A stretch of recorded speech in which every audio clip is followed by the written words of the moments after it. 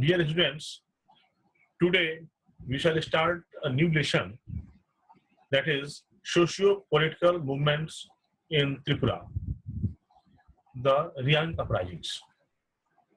As you know that in Tripura, the Riangs are one of 19 tribes in India, that is in Tripura,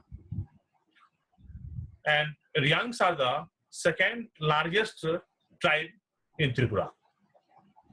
As you know that there are 75 primitive tribal groups in India, and Riangs are also included in that primitive groups. But if we have the actual location of Riang people in Tripura, we find that they are scattered throughout the subdivision of Kailasar, Amarpur, Bilonia, Khwai, Kamalpur, Udaipur, Dharmanagar, and Shadar. There are two major groups among the Riangs, that is Miska or Michka, and that is Machai or Malchui. These two groups are further subdivided into 14 subgroups. The Riangs had their own internal system of government based on a well-defined hierarchy. The head of the community enjoyed the title of Rai, and Kachak acted as the minister to him. Originally, they were employed as palanquin bearers. Do you know palanquin? Palanquin means palki. Those palanquin were used to have in the marriage party, marriage ceremony and all. So that is why they were known as palanquin bearers. But due to their loyalty, they won a place in the royal force. As a result of their contact in the royal army, their cultural life underwent a tremendous change. Unlike the Jamaatiyas, they were made to pay Ghar Chukti tax, that is the family tax. Ultimately, the Riangs revolted against the autocratic regime, the last revolt being in 1942. So, dear students, for what purpose Riangs revolted against the royal prince or kings of Tripura? So that was the increase in Ghar Chukti tax, number one. Number second, when did the Riang uprisings start? The answer will be the Riang uprisings started in 1942 AD. Now, you will be eager to know that who was the main leader of Riang revolt. So the main leader of the Riang revolt was Ratan Mani. And Ratan Mani didn't belong to the Riang tribes. Ratan Mani actually belonged to the Nuatia tribe. So, as you have seen that Ghar Chukti tax, Jamaatiyas didn't pay.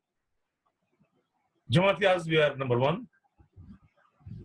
So, the Riang people revolted against the autocratic regime, and this was started in 1942 when they succeeded in overthrowing the immediate representative of the ruler, that is Rai.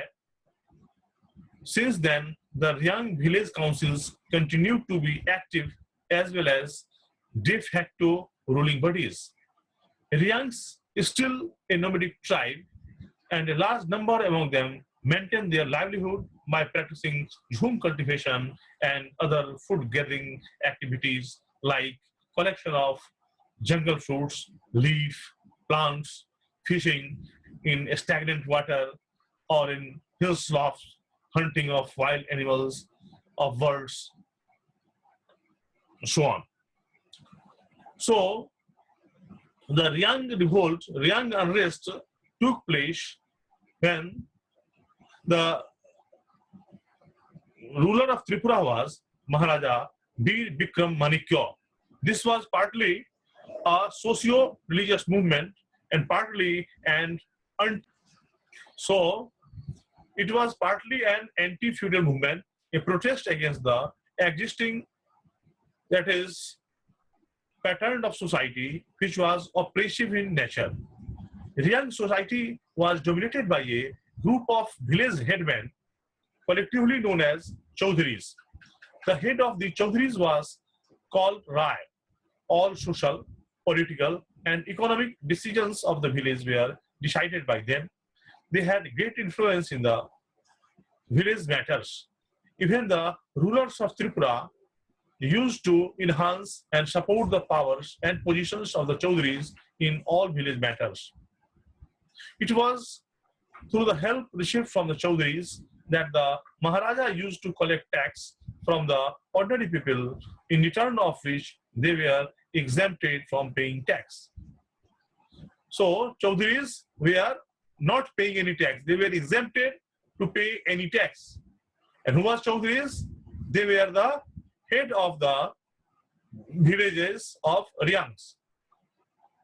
Taking advantage of their pattern and positions, the Chaudharis took various, that is, exactions from the common people and engaged themselves in selfish and which was noticeable in the minimum tax paid by the Tripuris and maximum taxes were paid by the Riangs and the Nuatias. The Riangs were highly dissatisfied with the unequal system of taxation of the Maharaja. Umakant Das, in a statement in 1903, said, I quote, the Riangs were already overtaxed. They not only had to pay the highest house tax, but also bamboo tax, can taxes in addition. They protested against those inequalities, but without any climax, as there was a campaign against the Riangs that they did not prepare the statement of the agricultural produce to their respective, that is, and exported cotton, mustard, sheet, shisham illegally to their neighboring British India without paying any export duty to the government of Tripura. On the other hand, the Maharaja imposed a higher rate of Gar Chukti Kar. Higher rate of Gar Chukti Kar, that is amounting near about 93 rupees per family on them in Amarpur, you can say, division. Now, we shall come over the life of the common people of the Riang. As we see, the common people of the Riang society were oppressed by Chaudharis. So they approached Ratan Mani, who originally belonged to the Chittagong Hill tracts and later on settled in Tripura in 1937 at Amarpur. He established his ashram at Amarpur and had many disciples. He used to teach the Ramayana and Mahabharata to the oppressed people from the Riang community. Thus, a socio-religious reform movement gained momentum among the Riangs and the Nuatias due to the influence. In course of time, a quarrel broke out between Chaudharis and the disciples of Ratan Mani on the issue of share of money from Tirthamukh Mela, that is a fair being organized at Tirthamukha. From a long time, most of the Hindus tribal people used to gather at Tirthamukha Mela, held on the last day of the month of Paush of Bengali calendar each year, where they used to throw the bones of the dead relatives in the river Gomati. It was during this time that some Brahmins of Komila and Sonamura used to visit the place and chant mantras for the welfare of the deceased. They earned a lot of money from this ceremony. The disciples of Ratan Mani, in collaboration with their Riang Chaudharis, disallowed the Brahmins to conduct their practice, for they wanted the disciples to perform the ceremony. And whatever the profit earned thereby was divided equally between the Riang Chaudharis and the disciples of Ratan Mani. Now, the Maharaja arrested Ratanmani and captivated him at Agartala.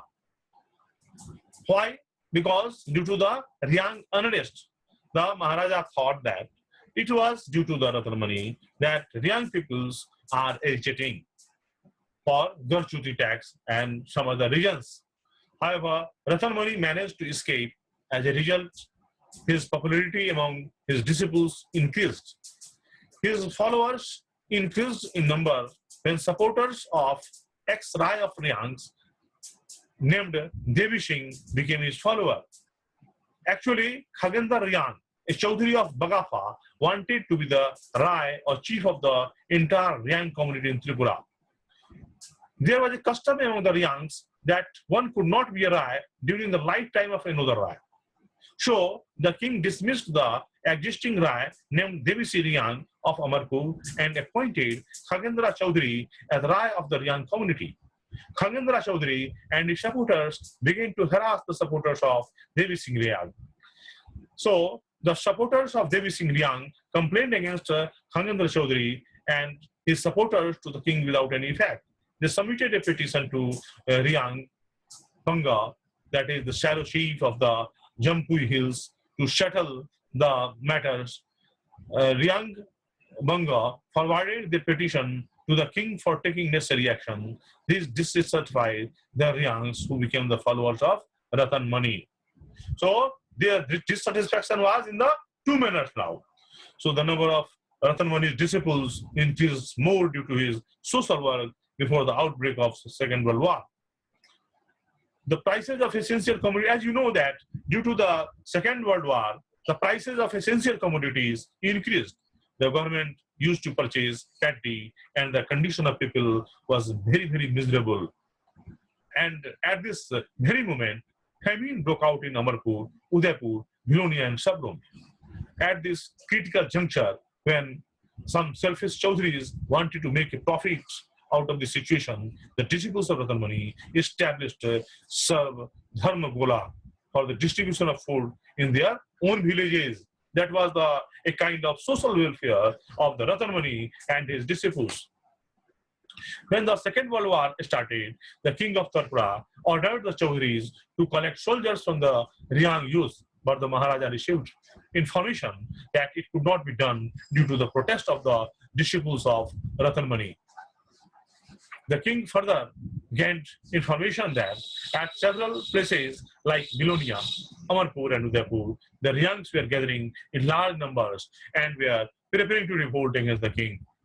Therefore, there were also reports of looting of the houses of Chaudhrys. Ultimately, the Maharaja sent armies against the rebels.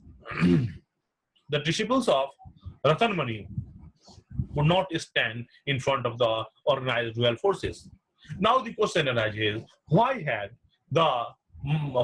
Maharaja sent his forces, his royal forces, to Udaipur? The main motto of sending the royal force was to control the Riang unrest, because Riang people were attacking their own Chaudhrys, their Rais, and they were following Ratanmani. So, and their villages were burned. So what was happened then? The organized royal force came to Udaipur and the villages were burned down, and many of them, it is as per statistical data of Riang leaders, it was 20,425, but as per government report, it was 3,000, including women and children, were brought to Agartala. They were forcefully converted to Vaishnavism from Saivism. However, most of them were released on the ground that they were all famine-stricken people. They had revolted against the operation and the Chaudhrys of the villages and not against the king. That was their statement, that they had not revolted against the king, but they have revolted against the operation of the Chaudhrys. Lastly, what happened? Who was the leader? Ratanmani. So, what was the action of Ratanmani? Ratanmani fled to Chittagong with some of his followers, and after that, what happened? They were arrested by the British police and put into Rangamati jail. The chief minister of Tripura requested the political agent of Bengal on 29 November 1943 to issue extradition warrant for the arrest and execution of the accused persons. Ratan Mani was handed over to the Central Jail Authority. He was brought to the Maharaja's palace where he was killed. His body was brought back to Central Jail, and it was declared that he had died of cholera. Some of his followers were tried by a special court under a special judge and convicted in July 1944. A criminal case was carried out against a few young Riangs of southern part of Maharani of Udaipur division at Agartala. There were charges of robbery and rioting against them, but the case was withdrawn by the government in the early stage. So, my dear residents, now I shall make a conclusion of this topic. So, we all have learned the topic, and we can say that the Riang uprisings took place in 1942 under the leadership of Ratan Mani, who was Huatia. Ratan Mani was from Chittagong Hill Tract, who later shifted to Tripura, and in 1937 he has made an ashram in Amarpur. So, due to Ratan Mani and his followers, the Riang revolt started against the Chaudhary and Rayas due to the Ghar Chukti tax and other related taxes, etc. And what happened at last? The revolt was cooled down by the Maharaja, by the royal force. The villages were burned down, and ultimately the young people were converted to Vaishnavism from Saivism. And at last, Ratan Mani was caught and put into Rangamati jail, and later he was killed. That was the main conclusion. Thank you all of you for the lessons listening.